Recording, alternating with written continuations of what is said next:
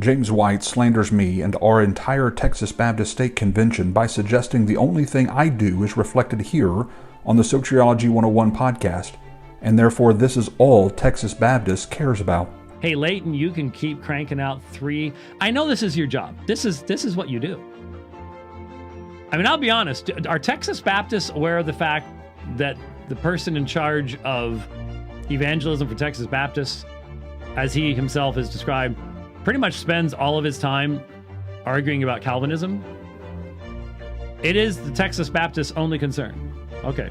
Rich verifies that's okay because that is the only concern of Texas Baptists. James White has been corrected on this numerous times over the last 5 years, and yet continues this ad hominem attack.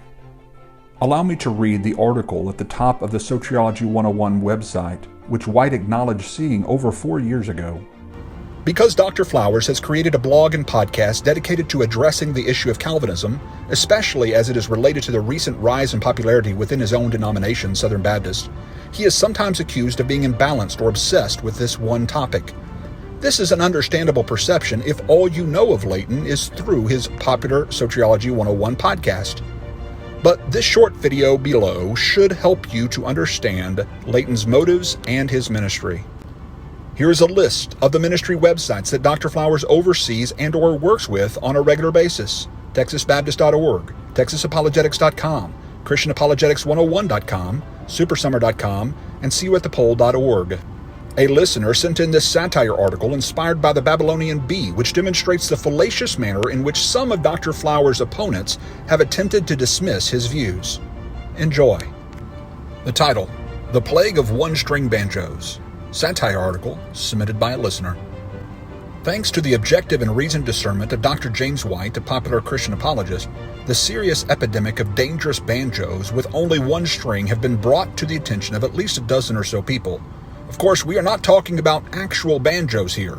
We are talking about theological bloggers who have the audacity to create websites or social media pages that have a limited focus.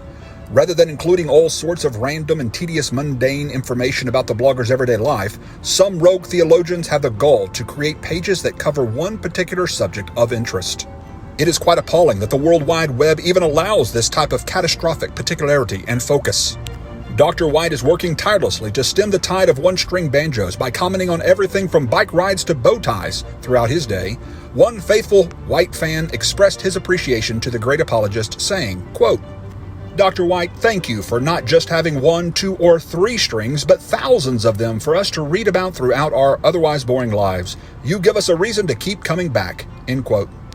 One particularly notable offender that White has regularly ridiculed for his one-string ways is Dr. Leighton Flowers of Soteriology101.com. This theologian turned blogger has a wife and 4 kids. He regularly preaches at a large church, serves as an adjunct professor, and the director of evangelism and apologetics for Texas Baptists, where he oversees literally dozens of evangelistic and apologetic events throughout the year, yet he has the unmitigated gall not to tell us about all of this on his Soteriology blog or social media pages. Oh, and it gets worse. Our investigative reporter learned that just last week, Dr. Flowers rode his bike for over an hour, and he did not even tweet about it. Well, he might have, but we only read his Soteriology 101 Twitter feed, so we assume he did not. When will this madness stop? Flowers' Soteriology blog was created to address the major soteriological controversy between Calvinist and Traditionalist in the Southern Baptist Convention, as that was the topic of his doctoral dissertation. But followers have come to expect a certain level of disclosure from theological bloggers. Just what is Dr. Flowers trying to hide? Other obvious one-string offenders are the creators of monergism.com, calvinistcorner.com, effectualgrace.com, reformationtheology.com, reformbaptistblog.com, and many others. We reached out to Dr. White to get his comments on these one-string banjos, but we still have not yet received a response. We are sure, however, that they will receive a thorough tongue-lashing from the great apologist. After all, we know that Dr. White is nothing if not objective and impartial in his criticism of others. Because so far I've just been criticizing Leighton, which is not difficult to do, and obviously it's going to be natural for us to do that as we are reformed. But I haven't had to do so by yelling and screaming, "You are stupid in comparison to God. Shut up." This will result in a 4-hour edition of his podcast. Cowardly. I find it cowardly that you will continuously mock. What are those little animals you're not supposed to feed after midnight or something? You know, they're really cute and snuggly, and then you feed them after midnight, and that's what we've got here. So, gremlins, is that what it is? Okay. Very tall gremlins. Because it's just slightly loony. And I'd never heard of it before. And then nobody else that I know ever had either. So, he is a popeless Catholic when it comes to this issue. Remove the text from being relevant to what you fear. And you need to understand this traditionalist movement is a fear-driven movement. They're seeing what's going on, and they're seeing that they cannot stem this tide. And so they have to come up with something. It's a rearguard action, is what it is. And you don't have the right to tell them otherwise. Sit down, creature. You live for maybe 80 years, and then you die. You are stupid in comparison to God. Shut up and listen to what he says. It just seemed to me he was trying to get an audience by constantly responding to me. Oh, hey, listen to what I had to say about White said. Oh, it's an absurd objection. And nobody standing before God someday is going to be so stupid as to make it. Because they know their own sin. And in the presence of the holy God, they're not going to be coming up with this kind of absurdity. Those folks are going to be more impressed by story time with Uncle Leighton. A single meaningful Reformed writer, not a single one of the Westminster framers, not a single one of the London Baptist Confession of Faith framers that would have every single one of them would look at you and laugh in your face, sir, and you know it. You know it.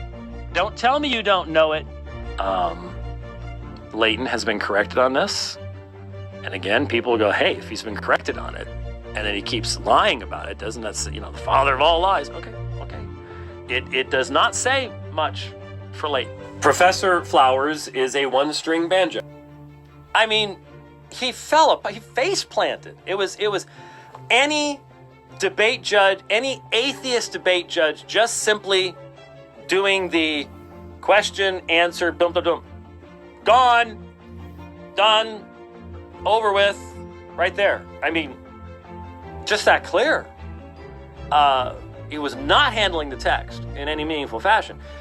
I very much support his ministry and hold him in high esteem, as I do with many of my Calvinistic friends. There's no ill will to those who disagree with me on this subject, and I hope everyone understands that we can be brothers and love one another even though we do disagree.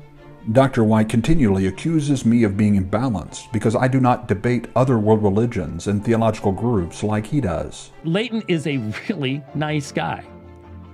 I don't like having to disagree with him, but he's imbalanced. I mean, the very opening music of his program is about Calvinism. I'm so glad that we deal with so many other issues rather than just quote unquote Calvinism. But he doesn't. And the result is what it is. Thank you sincerely for recognizing that I do attempt to treat others nicely. But to call me imbalanced because I don't debate other issues but instead have given my entire adult life as an evangelist just isn't nice, Dr. White. In fact, one might conclude that those who debate too much without evangelizing more could become imbalanced too.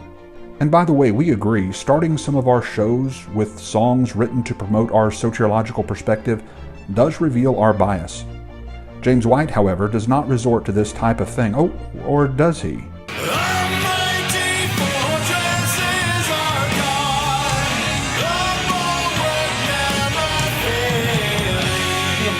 Hear people that are Calvinists harp on this. God sovereign, God sovereign, God sovereign, sovereign, sovereign. They just keep repeating it, and they repeat it so much you start to think it's a biblical truth. Who taught you how to do this stuff? You, all right? I learned it by watching you. This once again reveals James White's double standard when dealing with provisionism, or what some call Southern Baptist traditionalism. Must we remind everyone that James White initiated our first interaction by challenging me to a debate over 5 years ago? And he initiated this latest discourse by producing daily multi-hour broadcasts confronting Ken Wilson's work and a 2-year-old interview on Soteriology 101. In fact, count the number of hours Dr. White has broadcasted about us and compare it to the number of hours we have produced in response. Then tell us he doesn't have a double standard.